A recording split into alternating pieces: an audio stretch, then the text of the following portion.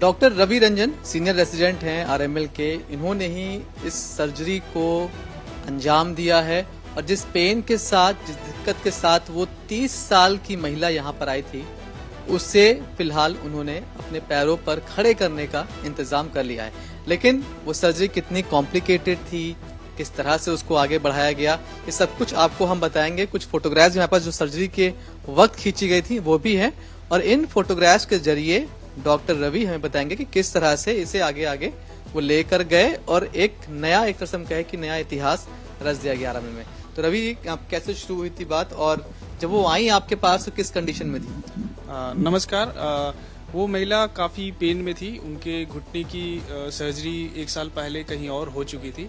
हमने MRI report देखा, उनको क्लिनिकल एग्जामिनेशन किया तो उनके पैरों में थोड़ा सा टेढ़ापन आ रहा था और एक्सरे और एमआरआई में उनकी कार्टिलेज डैमेज स्टार्ट हो चुकी थी और मेनिस्कस पूरी तरह से टूटा हुआ था। इसका मतलब मेनिस्कस एक मतलब कि अगर इतना डैमेज है उनके पैरों में तो मेरे ख्याल से वो खड़ी नहीं हो पा रही होंगी, चल नहीं पा रही होंगी, जो रूटीन के काम है वो नहीं कर पा रही होंगी। रूटीन काम नहीं कर पा रही थी और चलने में उनको और घुटने मोड़ने में काफ़ी दर्द थी, है ना।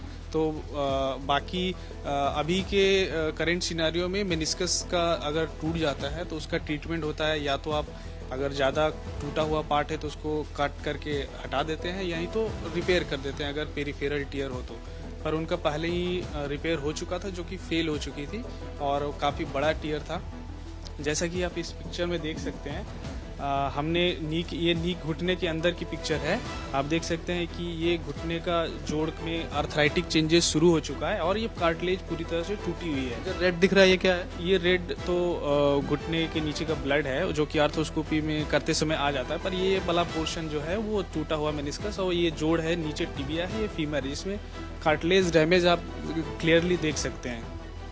तो फिर हमने क्या किया कि यूरोपियन कंट्री में काफ़ी कॉमन रिसेंटली प्रोसीजर ये शुरू हुआ है, इनके काफ़ी अच्छे रिजल्ट्स देखे गए हैं। तो इसमें हमने क्या किया कि मरीज़ के घुटने से ही हमने उनका एक टेंडन जो कि मांसपेशी को हड्डियों से जोड़ने का काम करती है, उनको निकाला और उनको ड्रिल करके, जैसा कि आप इसमें देख सकते हैं, उनको मेनिस्कस का सी शेप बना दिया और उनमें मेनिस्कस हमने ट्रांसप्लांट कर दिया।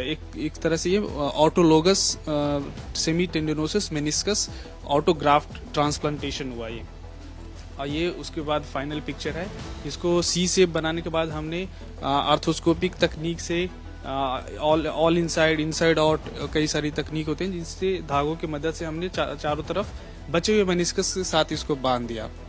और जैसे कि मैंने पहले बताया, मरीज के घुटने में टेढ़ापन भी आ रहा था जिसको वायरस डिफॉर्मिटी बोलते हैं। इस एज में आना काफ़ी लॉन्ग टर्म में काफ़ी ख़राब रिजल्ट्स होते हैं। पेशेंट को अर्ली आर्थराइटिस होता और पैर भी टेढ़ा हो जाता, जो कि पेशेंट को काफ़ी पेनफुल होता और बहुत ही जल्दी नी रिप्लेसमेंट की ज़रूरत पड़ती।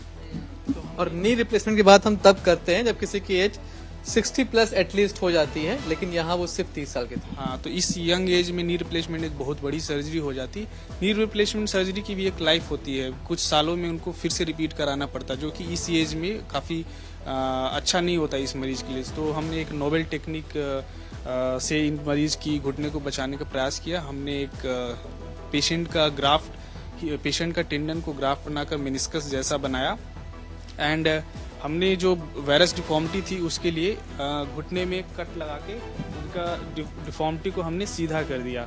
इसको हम लोग इस प्रोसीजर को हाई टिबियल ऑस्टियोटॉमी बोलते हैं। आप देख सकते हैं इसमें हमने एक प्लेट लगाकर घुटने में के नीचे कट लगाकर उसको सीधा कर दिया। इससे फ़ायदा ये होगा कि मरीज के घुटने की बायोमैकेनिक्स और लोडिंग जब वो खड़े होंगे तो बिल्कुल सही हो जाएगी, जिससे कि घुटने में जो आर्थराइटिस डेवलप हो रही थी वो होगी तो भी बहुत लेट से होगी। अब क्योंकि पहली बार इंडिया में इस तरह की सर्जरी की है आप लोगों ने, कितने दिन लगेंगे इनको वापस से रिकवर होने में, अपने रोज के काम करने में, चलने में, फिरने में? कितना टाइम अभी और लग जाएगा? चलना तो इन्होंने ऑपरेशन के अगले दिन से ही शुरू कर दिया था, पर हम लोग उनमें एक बेल्ट लगा के रखते हैं 6 हफ्ते तक, जिससे कि वो लिगामेंट को हीलिंग को टाइम मिले। 6 हफ्ते बाद हम लोग 4 से 6 हफ्ते बाद हम लोग बेल्ट हटा के उनका घुटना मोड़ने का, फिर जितना वजन टॉलरेट होता है उतना वजन दे के घुटना से चलाना शुरू करते हैं एंड ग्रेजुअल उनको एक्सरसाइजेस शुरू करते हैं जिससे आसपास की मांसपेशियों में मजबूती आए और पेशेंट रिकवर जल्दी करे। तो पेशेंट के पे भी डिपेंड करता है वो कैसा फिजियोथेरेपी में पार्टिसिपेट करते हैं। और ये पेशेंट कंप्लायंट है, हम लोग अच्छी रिकवरी, जल्दी रिकवरी की कामना कर रहे हैं। और पेशेंट चलने तो अभी लग रही है पर उसको पेन फ्री होने में और कुछ टाइम लगेंगे, 2 से 3 महीने लगेंगे। ठीक है, तो किस तरह से इस सर्जरी को अंजाम दिया गया वो हमने समझा। और वाकई अगर यंग लोगों में ये दिक्कत सबसे ज़्यादा होती है और अगर उनको इस तरह का सोल्यूशन मिल रहा है तो आप समझिए कि उनकी उम्र को लंबे समय तक वो कैसे अपने पैरों पर आसानी से चल सकते हैं, खड़े रह सकते हैं, अपने काम कर सकते हैं, कितना फायदेमंद है। अगर 30-35 की एज में ही आपके घुटनों को रिप्लेस करना पड़े, सर्जरी करनी पड़े तो वो खतरनाक होता है। लेकिन इस तरह की जो नई तकनीक आ रही है वो काफ़ी हद तक ऐसे केसेस को कम कर सकती है। तो मेनिस्कस होता क्या है, घुटने में उसका रोल कितना बड़ा होता है, वो खराब हो जाए तो क्या फर्क पड़ेगा, ये सर्जरी कितनी रेयर थी, ये सब कुछ समझने के लिए हमारे साथ डॉक्टर राहुल खरे हैं जो कि एचओडी हैं ऑर्थोपेडिक्स के आरएमएल हॉस्पिटल में। सर, ये मॉडल हमारे पास है नीज का, अगर हम आम भाषा में समझना चाहें कि क्या होता है मेनिस्कस, किस तरह से काम करता है, तो अगर हम समझ सकें इस मॉडल के थ्रू। हाँ, तो ये जो मॉडल है इसमें आप देख सकते हैं कि ये जो हड्डी है ये हमारी थाई बोन है जिसको हम फीमर बोलते हैं, ये हमारी टिबिया है जिसको जो कि लेग की बोन है। इन दोनों हड्डियों के बीच में जो जोड़ बन रहा है ये घुटने का जोड़ है। अगर इसको मैं खोलूं तो इसमें जो नीले रंग का आप लोगों को दिख रहा है ये कार्टिलेज है और इन दोनों के बीच में ये जो स्ट्रक्चर दिख रहे हैं जो सी के आकार के हैं, 2 स्ट्रक्चर होते हैं एक घुटने में। जो अंदर की तरफ है वो मीडियल मेनिस्कस है, जो बाहर की तरफ है वो लैटरल मेनिस्कस है। ये एक गद्दी की तरह है, एक शॉक एब्जॉर्बर की तरह है ताकि दोनों हड्डियां आपस में टकराएं ना और मूवमेंट स्मूथ रहे। ये बहुत कुशन का काम करती हैं। हाँ, कुशन का काम करती हैं और बहुत इंपॉर्टेंट स्ट्रक्चर होता है ये दोनों कार्टिलेज को आपस में घिसने से, रगड़ने से बचाने के लिए। तो ये जो मेनिस्कस है ये बिकॉज कुछ कारणों की वजह से ये टियर हो जाता है, इनमें ये टूट जाते हैं, फट जाते हैं। अब यंग लोगों में ये काफ़ी कॉमन है, खासकर स्पोर्ट्स पर्सन में कॉमन है, फुटबॉलर्स में कॉमन है। एक्सीडेंट जिन लोगों का हो जाता है, घुटने की चोट लगती है, उसमें भी इनकी इंजरी हो सकती है। इसमें पहले ज़माने में क्या होता था कि अगर किसी का मेनिस्कस टियर हो जाता है तो घुटनों में दर्द होता है, सूजन आती है, घुटना अटकने लग जाता है, तो उस मेनिस्कस का टूटा हुआ पार्ट को काट के निकाल देते थे क्योंकि और कोई प्रकार का इसमें कोई इलाज था नहीं। काट कर अगर निकाल दिया है तो हड्डियां तो वापस से फिर जो टकराएंगी तो फिर वो उस नॉर्मल कंडीशन में तो जा नहीं पाता पेशेंट। जी हाँ, बिल्कुल सही बोला आपने। अगर हम मेनिस्कस निकाल देंगे तो ऊपर की और नीचे की हड्डी आपस में रगड़ेंगी और रगड़ की वजह से ये जो नीले रंग का जो कार्टिलेज है ये धीरे धीरे खराब हो जाएगा और इसको हम आर्थराइटिस बोलते हैं।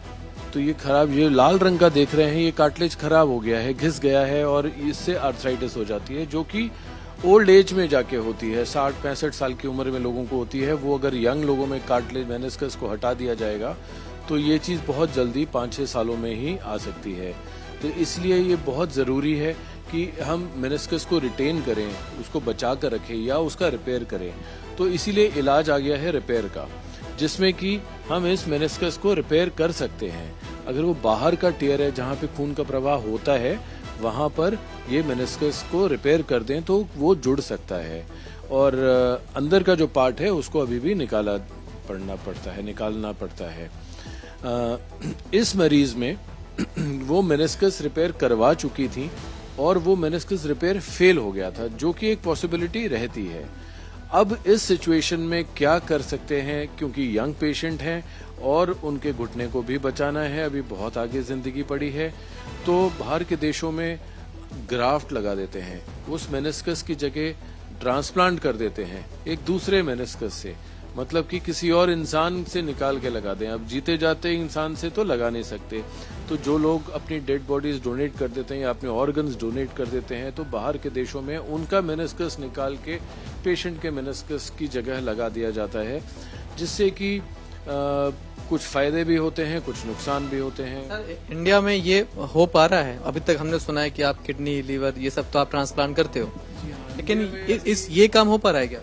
अभी ये नहीं हो पा रहा है और इसके कुछ खतरे भी होते हैं कि दूसरे के शरीर से निकाल के आप जब लगाते हैं तो बीमारियां भी ट्रांसफर हो सकती हैं और दूसरा वो जो मेनिस्कस है वो रिजेक्ट भी कर सकता है। अब हमारा शरीर उस दूसरे के शरीर के मेनिस्कस को रिजेक्ट भी कर सकता है। तो एक नई विधि आ गई है जो कि अभी जस्ट शुरुआत हो रही है बाकी के देशों में, जिसमें कि उसी पेशेंट का सेमी टेंडनोसिस या कोई तो भी टेंडन निकाल कर उससे हम मेनिस्कस बना देते हैं। हम किसे बोल रहे हैं?